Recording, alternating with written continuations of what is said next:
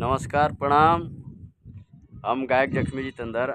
और देखिए, आज हम आए हैं शोभा चौहान जी के पास, और ये हमारी छोटी सी गुड़िया रानी है सुंदरम शर्मा।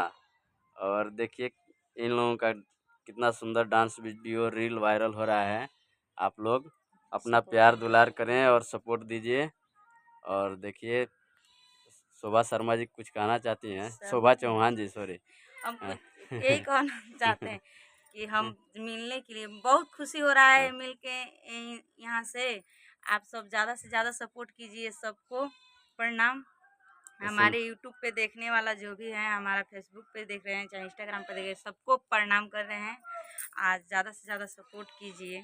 जैसे भैया को सपोर्ट कर रहे हैं हमको, वैसे ही बनी को सपोर्ट कर रहे हैं, वैसे ही आप भी सपोर्ट कीजिए। आप सभी लोग प्यार दुलार दें। और छोटी सी बच्ची सुंदरम शर्मा और ये दोनों आदमी का जोड़ी है, जो शोभा चौहान जी हैं और सुंदरम शर्मा है, एकदम सुपर स्टार जोड़ी है। और डांस वीडियो रील वायरल कीजिए सर। बहुत बहुत धन्यवाद आप सभी को।